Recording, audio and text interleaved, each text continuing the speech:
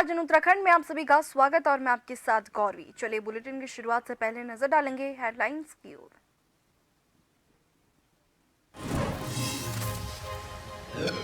उपराष्ट्रपति जगदीप धनखड़ का हरिद्वार दौरा, वेद विज्ञान और संस्कृति महाकुंभ में लिया हिस्सा, सभी को जागरूक करने का किया आह्वान। सीएम धामी भी रहे मौजूद।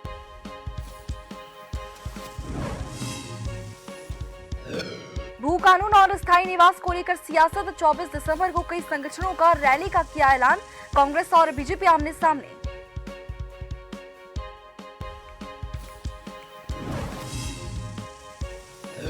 राजौरी आतंकी हमले में कोटद्वार के गौतम सिंह भी हुए शहीद, पार्थिव शरीर नहीं पहुंचा घर, राजौरी में ही अंतिम संस्कार करना चाहते हैं अधिकारी।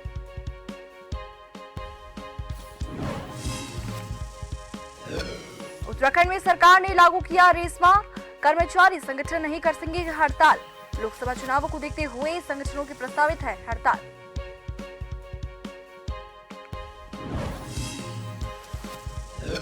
किसान नेता चौधरी चरण सिंह की जयंती, कृषि मंत्री ने दी पुष्पांजलि, धरती पुत्र संवाद का किया आयोजन, कहा सरकार चला रही किसानों के हित में योजना।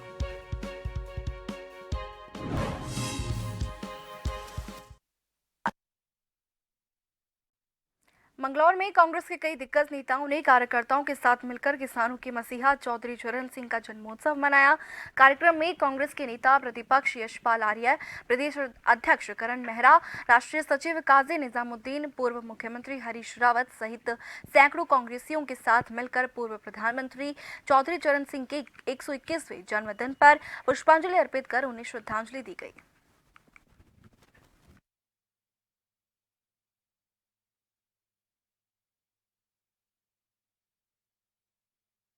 चरण सिंह जी किसान मसीहा थे। किसान दिवस के रूप में दिन मनाया जाता है और हम लोग हर साल इस दिन सब लोग इकट्ठे होते हैं और यहाँ किसान दिवस पर हम सब लोग बैठकर इकट्ठे चाय पानी पीते हैं और खुशी का इजहार करते हैं। वो भी आज हमने किया और भारी संख्या में यहाँ लोग आए। हम सबका बहुत आभार करते हैं और हमारे नेतागण हरीश रावत जी, यशपाल आर्य जी, करण मेहरा जी और हमारे सम्मानित माननीय विधायक लोग यहाँ आए, विशेषकर हमारे आदेश चौहान जी, तो हम सभी का बहुत आभार और धन्यवाद देते हैं। अल्मोड़ा जिले के विकासखंड सल्ट में कांग्रेस कार्यकर्ताओं ने तहसील प्रशासन के माध्यम से राज्यपाल को ज्ञापन सौंपा। कांग्रेस से कार्यकर्ताओं ने सड़कों के गड्ढे नहीं भरे जाने पर रोष जताया। उन्होंने कहा कि मुख्यमंत्री पुष्कर सिंह धामी की ओर से 30 नवंबर तक सड़कों को गड्ढा मुक्त किए जाने का आदेश जारी किया गया था, लेकिन अब क्षेत्र की सड़कें गड्ढा मुक्त नहीं हो सकी है। मोलेखाल से झिमार, डोटियाल और दीघाट जाने वाली सड़कों का बुरा हाल है। उन्होंने सड़कों को जल्द ही गड्ढा मुक्त करने की मांग की।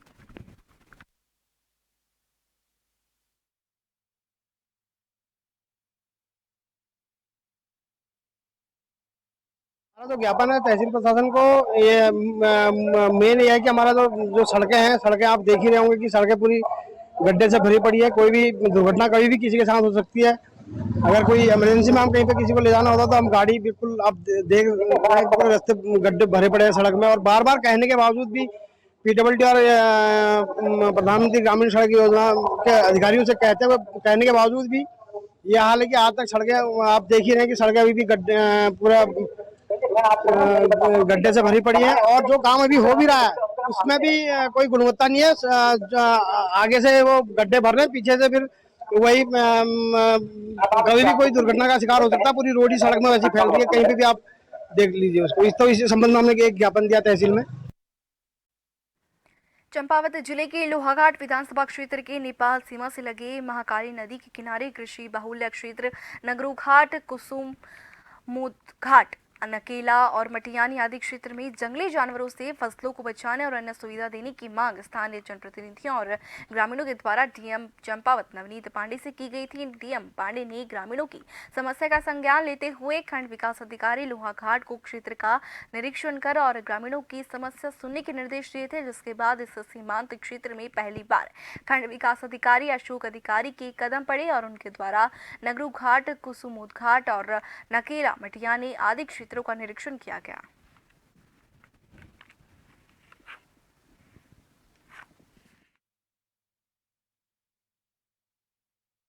पर जो है 90% आबादी वहाँ रहती है। काफ़ी क्षेत्रों से पलायन बढ़ा है, लेकिन वो एक ऐसे गांव है जो सीमावर्ती अंतिम गांव है, वो नकेला और मटियानी जो कुसमोत घाट है अंतिम गांव है, लेकिन वहाँ अभी भी 90% जो है आबादी वहाँ खेती करती है।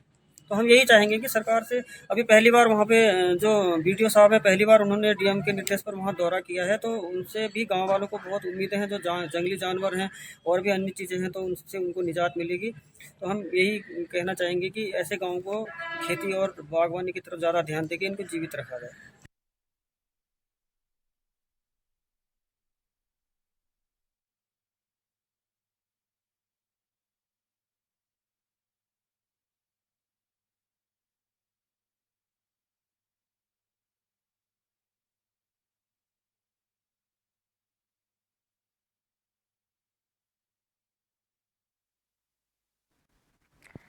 तराई पूर्वी वन प्रभाग खटीमा की संयुक्त टीम ने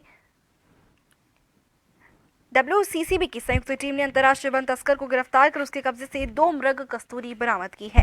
गिरफ्तार आरोपी पूर्ण विश्वकर्मा उर्फ हरिओम ग्राम चायकोट नेपाल का रहने वाला था, जिसने अपने एक साथी के साथ मिलकर नेपाल में कस्तूरी हिरण का शिकार कर ये कस्तूरी प्राप्त की थी और बेचने के लिए हरियाणा जा रहा था, और जिसे खटीमा में ही गिरफ्तार कर लिया गया। बरामद कस्तूरी की कीमत जो है अंतर्राष्ट्रीय बाजार में लगभग 50 लाख रुपए बताई जा रही है।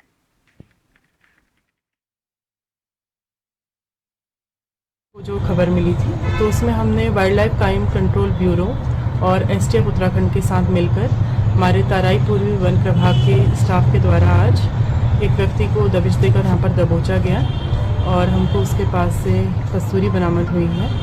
और उसने अपना नाम पूर्ण उर्फ हरिओम निवासी नेपाल बताया है और उसका वजन लगभग, जो कस्तूरी का वजन है वो लगभग 60 ग्राम के करीब है और अंतर्राष्ट्रीय बाजार में इसकी कीमत लगभग 50 लाख रुपए से अधिक है। जांच जारी है, प्रयास किए जा रहे हैं कि ये इस ट्रेड का हम पता लगाएं, आगे की ये लाइन कहाँ तक जा रही थी, और अभी उससे पूछताछ जारी है। अभी उसको रिमांड में लेने की कार्रवाई चल रही है, उसके बाद ही कुछ इस विषय में हम कह पाएंगे। खबर देहरादून से है, जहां परेड ग्राउंड में नमो कबड्डी का आयोजन किया गया, जिसमें प्रदेश भर के खिलाड़ियों ने हिस्सा लिया। भाजपा किसान मोर्चा ने इस कार्यक्रम का आयोजन किया। आपको बता दें कि भाजपा के संगठन के जिलों के खिलाड़ी कार्यक्रम में प्रतिभाग कर रहे हैं और वहीं आज प्रदेश स्तरीय प्रतियोगिता का फाइनल खेला गया।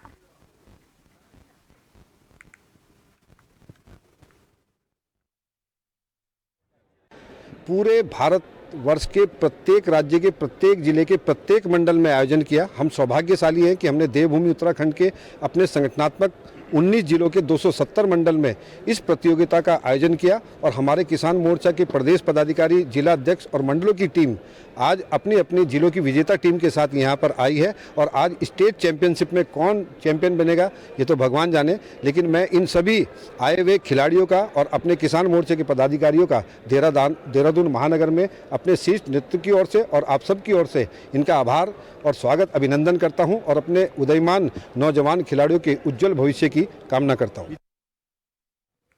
उत्तराखंड मंगलौर विधानसभा में होने वाले उपचुनाव में अब राष्ट्रीय लोकदल ने भी अपनी ताल ठोक दी है। स्वर्गीय चौधरी चरण सिंह के जन्मदिन के मौके पर राष्ट्रीय लोकदल के प्रदेश अध्यक्ष देवेंद्र टिकोला ने कहा कि मंगलौर में 2 ही परिवार आज तक राजनीति करते हैं, पर जनता के पास इन दोनों के अलावा कोई विकल्प नहीं था। लेकिन अब राष्ट्रीय लोकदल मंगलौर विधानसभा से चुनाव लड़ेंगे और उनके साथ किसान, मजदूर, सभी वर्ग के लोग शामिल रहेंगे।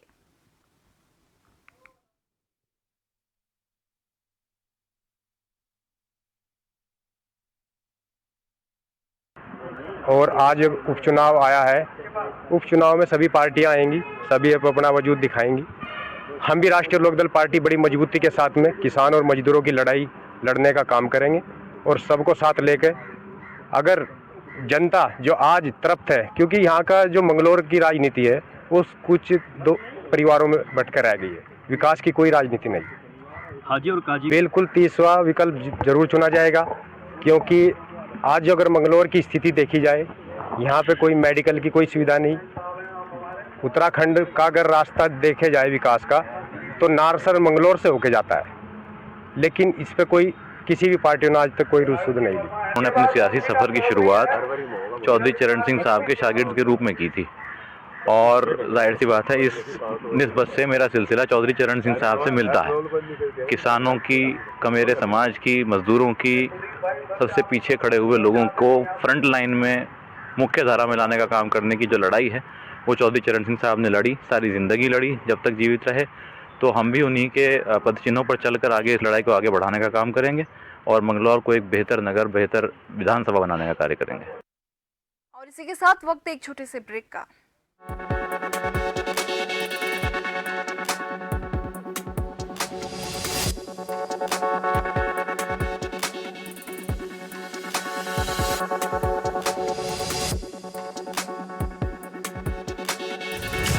जैसे जैसे उत्तराखंड में नए अवसर बन रहे हैं, वैसे वैसे अनेक साथी गांव लौटने लगे। डबल इंजन सरकार का प्रयास है कि गांव वापसी का ये काम तेजी से हो। प्रधानमंत्री नरेंद्र मोदी के मार्गदर्शन और मुख्यमंत्री पुष्कर सिंह धामी के कुशल नेतृत्व में ग्राम्य विकास की महत्वपूर्ण योजनाएं नए आयाम तय कर रही हैं। दीनदयाल उपाध्याय ग्रामीण कौशल योजना के तहत नजदीकी ब्लॉक में गरीब परिवार के युवकों को निशुल्क कौशल प्रशिक्षण देकर नियमित मासिक आय वाले रोजगार और स्वरोजगार के अवसर उपलब्ध कराए जा रहे हैं।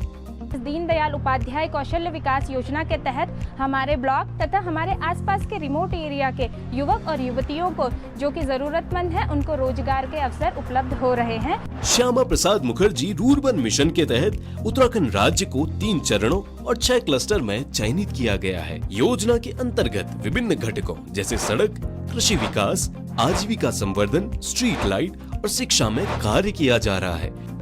माननीय प्रधानमंत्री जी का जो सपना है कि उत्तराखंड का युवा पलायन ना करे और गांव का युवा गांव में ही स्वरोजगार करे, अपना रोजगार करे, और उसके लिए हम लोग काम कर रहे हैं, चाहे मत्स्य पालन का हो या मशरूम का हो या फिर मनरेगा योजना को लेकर हो। और काफ़ी मात्रा में युवा आज उस पर काम कर रहा है, जिससे जो है पलायन पर खासकर रोक लगी है। महात्मा गांधी राष्ट्रीय ग्रामीण रोजगार गारंटी योजना के तहत 200 लाख मानव दिवस सृजन के सापेक्ष 90% मानव दिवस सृजित किए जा चुके हैं। प्रधानमंत्री आवास योजना के तहत ग्रामीण योजना के अंतर्गत सभी बेघर, कच्चे और टूटे हुए मकान वाले परिवारों को वर्ष 2024 तक बुनियादी सुविधाओं के साथ पक्का आवास उपलब्ध कराने का लक्ष्य रखा गया है। प्रदेश के अंतिम छोर तक बह रही है विकास की बयार, उन्नति का संकल्प निभा रही है डबल इंजन की सरकार।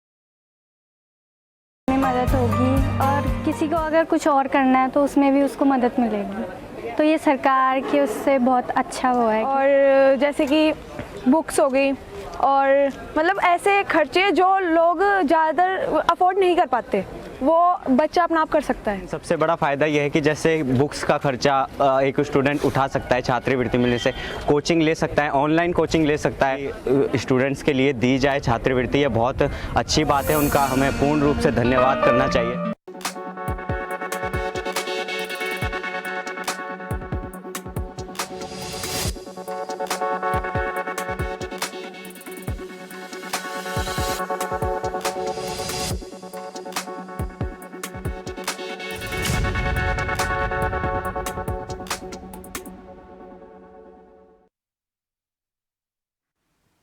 ब्रेक ब्रेक के बाद आप सभी का स्वागत है। बढ़ेंगे खबर की ओर। लोहाघाट में आजकल राजस्व विभाग के द्वारा बैंकों और अन्य संस्थाओं से ऋण लेकर जमा न करने वाले बकायेदारों पर एसडीएम लोहाघाट रिंकू बिष्ट के निर्देश पर तहसीलदार विजय गोस्वामी के नेतृत्व में वसूली अभियान चलाया गया है, जिसकी वजह से क्षेत्र के बकायेदारों में हड़कंप मचा हुआ है। वहीं एसडीएम के निर्देश पर संग्रह अमीन के द्वारा एक बड़े बकायेदार समेत 4 बकायेदारों को गिरफ्तार किया गया।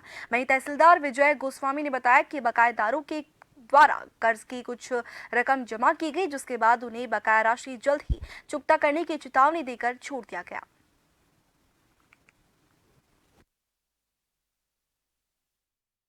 बैंक और विभिन्न विभागों की वसूलियाँ की जाती हैं, जिसमें कि प्रारंभिक स्तर पर हमारा दबाव पड़ता है कि हम साइटेशन इश्यू करते हैं। साइटेशन इश्यू करने के बाद में अगर आदमी अपना जो बकाया है बकाया प्रस्तुत नहीं करता तो उसकी गिरफ्तारी और उसकी चल अचल संपत्ति कुर्की की जाती है। क्योंकि मार्च में हमारा 100% हमको इसको पूर्ण करना होता है, तो इस क्रम में हमारे द्वारा ये अभियान तेज कर दिया गया है और बकायेदारों पर अपना शिकंजा कसते जा रहे हैं। बकायेदारों से भी अनुरोध है, क्योंकि अब बैंक में या जिस विभाग की आपकी आरसी होती है तो उस विभाग से अगर आपको कोई वन टाइम सेटलमेंट करना है या वो संबंधित विभाग या बैंक चाहे तो अगर आपकी उससे संतुष्ट होता है और वो अपनी आरसी वापस ले सकता है। कैबिनेट मंत्री गणेश जोशी के आवास पर धूमधाम के साथ पूर्व प्रधानमंत्री और किसान नेता चौधरी चरण सिंह की जयंती मनाई गई। इस मौके पर कृषि मंत्री गणेश जोशी ने उनके फोटो पर पुष्पांजलि अर्पित की। वहीं किसान दिवस के मौके पर किसान संवाद कार्यक्रम का आयोजन किया गया, जिसमें सैकड़ों किसानों ने भाग लिया। इन संवाद कार्यक्रम में किसानों ने अपने विचार सामने रखे और अपनी समस्याओं से कृषि मंत्री को रूबरू कराया। इस मौके पर कृषि मंत्री ने कृषि के क्षेत्र में अच्छा काम करने वाले किसानों को सम्मानित भी किया।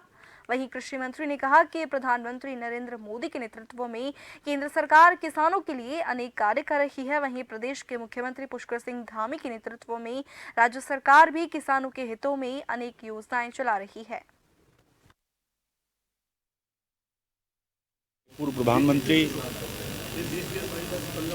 उत्तर प्रदेश के पूर्व मुख्यमंत्री, जिनको एक किसान नेता के रूप में जाना जाता है, जिन्होंने किसानों के हितों के लिए संघर्ष किया, जिन्होंने छुआछूत को मिटाने का काम किया, कि 121वीं जयंती हम यहाँ पर मना रहे हैं। 2001 से इनकी जयंती को किसान दिवस के रूप में मनाया जाता है। आज पूरे देश के अंदर उनकी जयंती मनाई जा रही है। माननीय प्रधानमंत्री मोदी जी का कहना है कि अगर किसान मजबूत होगा तो देश मजबूत होगा। आज किसानों को मजबूत करने का काम नरेंद्र मोदी जी की सरकार कर रही है। आज किसान सम्मान निधि के माध्यम से उनको सम्मान देने का काम मोदी सरकार ने किया है। आज कई योजनाएं केंद्र सरकार की किसानों को केंद्रित कर बनाई गई हैं और उन्हीं के पच्चनों पर चलते हुए हमारे युवा मुख्यमंत्री धामी जी उसको आगे बढ़ाने का काम कर रहे हैं। भारतीय किसान यूनियन टिकैत ने चौधरी चरण सिंह की जयंती मनाई और उनके चित्र पर पुष्प अर्पित किए। इस मौके पर भारतीय किसान यूनियन के तमाम कार्यकर्ता और किसान भी मौजूद रहे। किसान यूनियन के मंडल अध्यक्ष संजय चौधरी ने कहा कि देश के राजनेताओं और किसानों की नीतियों पर चलना चाहिए, क्योंकि स्वर्गीय चौधरी चरण सिंह का कहना था कि सरकार को किसानों के रास्ते आगे बढ़ना होगा, तभी देश विकसित हो सकेगा। आज की सरकार अडानी अंबानी की नीतियों को अपना रही है, जिसके चलते देश का विकास नहीं हो पा रहा है, जबकि विदेशी सरकारें भी किसानों की नीतियों को लेकर आगे बढ़ रही है और इसी से देश का विकास हो रहा है।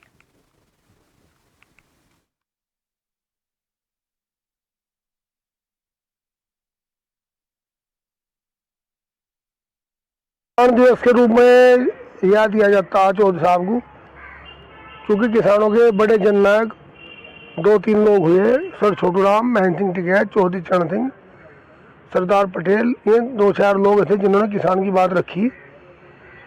और हमें यह कि आज इसे किसान दिवस के रूप में मनाया जाता। और आज ये है कि ये लोग जो आज की सरकारें हैं, ये इनसे प्रेरणा लेकर किसान का काम करें, तब भारत विकसित होगा। पुंछ राजौरी आतंकी हमले में सेना के 4 जवान शहीद हुए हैं, जिसमें कोटद्वार के गौतम सिंह की भी शहादत हुई है। बता दें कि राजौरी पुंछ में आतंकियों से लोहा लेते हुए 28 वर्षीय सेना के जवान गौतम सिंह शहीद हुए हैं। गौतम सिंह आर्म्ड रेजिमेंट में तैनात थे। गौतम सिंह 2014 में गढ़वाल राइफल्स में भर्ती हुए थे। वहीं शहीद कोटद्वार के शिवपुर इलाके के रहने वाले थे। वहीं 72 घंटे बीत जाने के बाद भी शहीद का पार्थिव शरीर उनके आवास पर नहीं पहुंच सका है और सैन्य अधिकारियों के द्वारा शहीद के परिजनों पर दबाव बनाया जा रहा है कि उनके द्वारा हेलीकॉप्टर भेजा जा रहा है और उनके परिवार के लोग राजौरी जाकर पार्थिव शरीर का अंतिम संस्कार कर दे, जबकि शहीद के परिजन पार्थिव शरीर को सैन्य सम्मान के साथ कोटद्वार लाने की मांग कर रहे हैं।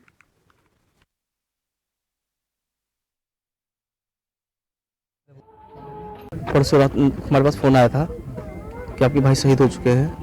ठीक है, हम फिर हमारी बात हुई कि क्या हुआ, कि वहाँ ब्लास्ट वो जो भी आतंकी बुला हुआ कि शनिवार को कल पीएम होने के बाद शुक्रवार को पीएम होगा, शनिवार को बॉडी आपके पास आ जाएगी। लेकिन बॉडी नहीं आई हमारे पास और हमारे पास दबाव बनाया जा रहा है कि आप वहाँ ये बॉडी लेकर चले जाइए, अंतिम संस्कार वहाँ कर दीजिए।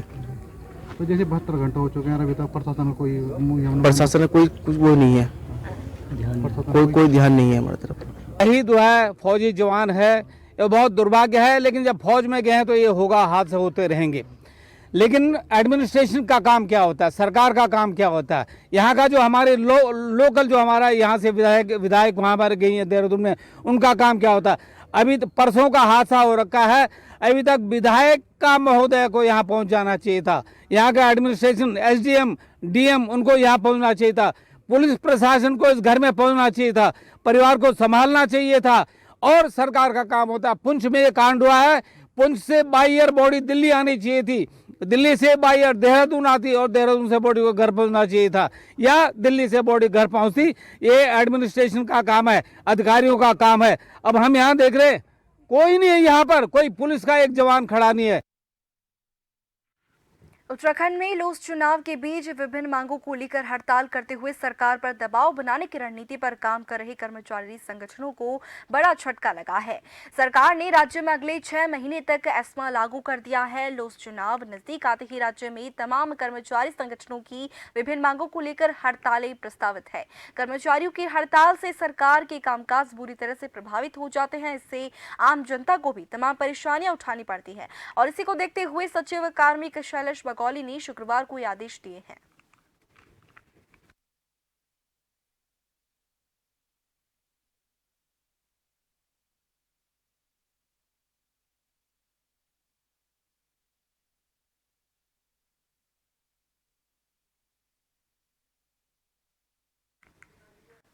हाईकोर्ट के आदेश के बाद प्रदेश में जगह जगह अतिक्रमण करने वालों पर लोक निर्माण विभाग ने कार्रवाई की थी, लेकिन कई जगह अतिक्रमण होने पर भी कार्रवाई नहीं की गई। ऐसे ही आरोप कांग्रेस प्रदेश सचिव प्रवेश रावत ने लोक निर्माण विभाग कहना है कि सिद्धबली मंदिर के पास छोटे दुकानदारों पर तो विभाग ने अपना बुलडोजर चला दिया है, लेकिन उसी के ठीक सामने बनी मंदिर समिति की धर्मशाला पर कोई कार्रवाई नहीं की गई है। अब इन सवालों के जवाब के लिए कांग्रेस प्रदेश सचिव प्रवेश रावत ने PWD विभाग से RTI के तहत सूचना मांगी है, जिसकी सूचना मिलने पर वो विभाग और मंदिर समिति की मिलीभगत का खुलासा करने का दावा कर रहे हैं।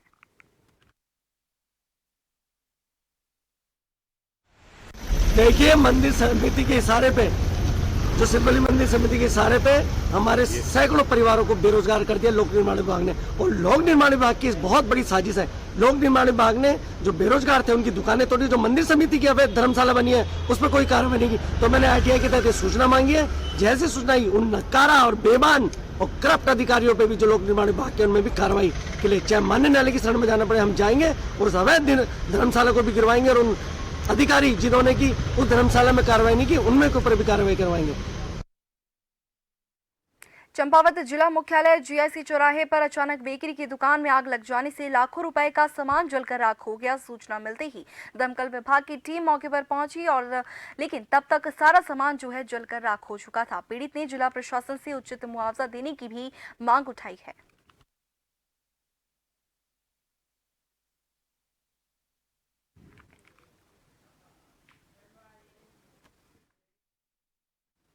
और इसी के साथ बुलेटिन में फिलहाल के लिए इतना ही। बने रहिए जन टीवी के साथ। नमस्कार।